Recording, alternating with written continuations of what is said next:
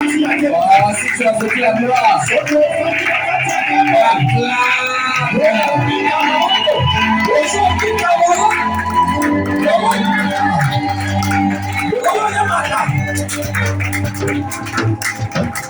Amen. Alléluia. J'allais diminuer un peu. Bien-aimés, nous bénissons le Seigneur ce soir parce que c'est lui seul qui est au contrôle de toutes choses. La délivrance le dimanche, mais la délivrance se déclenche aujourd'hui même. Mais si toi-même, tu te donnes, ou encore si toi-même tu prends la décision d'être délivré, cela ne va pas attendre beaucoup de jours. C'est seulement ta disposition.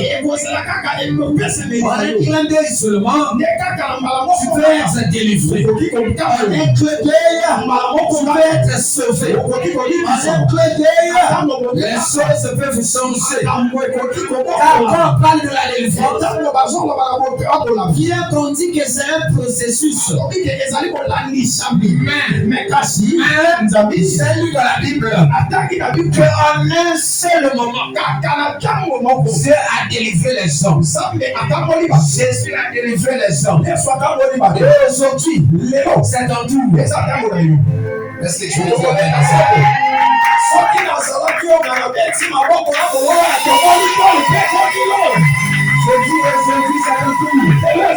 Aujourd'hui, c'est ton tour. Aujourd'hui, c'est ton tour. Est-ce que tu peux dire Amen? Dis je reçois. Dis fort, je reçois. Alors, le passage de notre semaine, Romains 3, 1 à 8.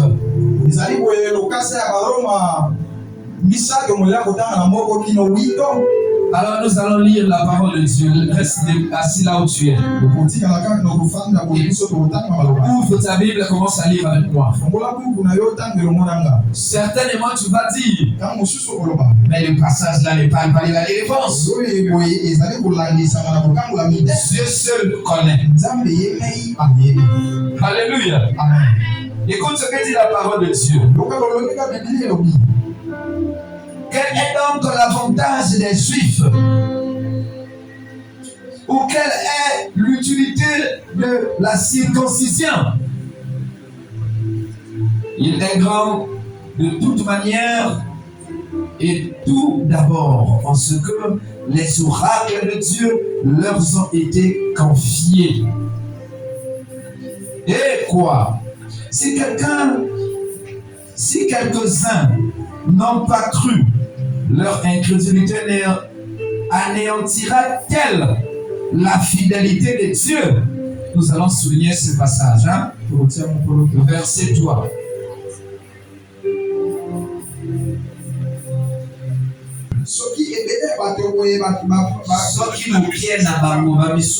Anéantira-t-elle la fidélité de Dieu?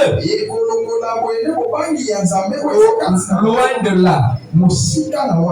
Que Dieu, au contraire, soit reconnu pour vrai.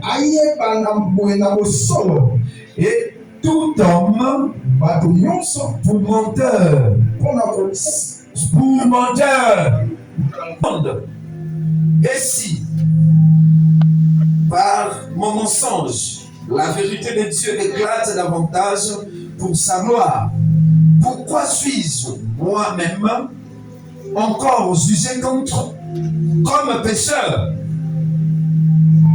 Et pourquoi ne ferions-nous pas le mal afin qu'il en arrive du bien, comme quelques-uns qui nous calomnient? Prétendons que nous le disons. La condamnation de ces gens est juste. Je relis le verset 3. Et quoi? Si quelques-uns n'ont pas cru, leur incrédulité anéantira-t-il ou anéantira-t-elle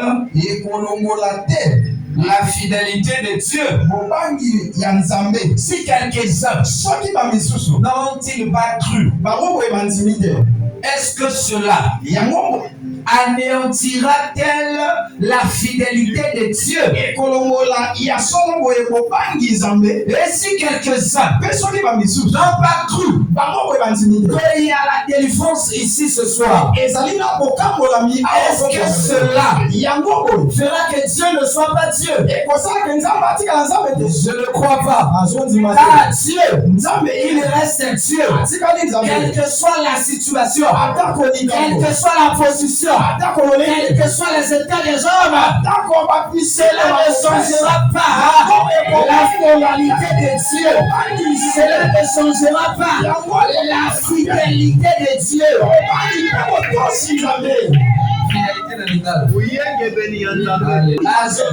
Si les gens ne croient pas au Dieu que tu sais, si les gens ne croient pas que durant cette semaine il n'y aura pas la délivrance, cela les regarde. Car je sais une chose, la fidélité de Dieu, la fidélité de Dieu, elle est éternelle. Je sais une chose, que Dieu qui a dit que cette semaine, c'est la semaine de la délivrance, il donnera la délivrance au nom de Jésus. Oh, est-ce que tu peux dire Amen? Bien-aimé, ce n'est pas ton état qui fait que Dieu ne soit pas Dieu. Ce n'est pas ta position qui fait que Dieu ne soit pas Dieu. Ce n'est pas ton problème non plus. Ce n'est pas ta malédiction non plus. Au contraire, ton état là fait encore que Dieu soit Dieu. Mais pourquoi? Parce qu'il agira sur ta situation. Et tu diras, oh Dieu, il est Dieu. Dieu, il est fidèle. Dieu, il est fidèle. Est-ce que quelqu'un peut dire Dieu est fidèle? Oh, plus fort, Dieu est fidèle. Dieu est fidèle. Plus fort, Dieu est fidèle. Dieu est fidèle. Et tout bien-aimé, Abraham, il a péché contre Dieu. Dieu dit à Abraham que ta descendance ira en captivité.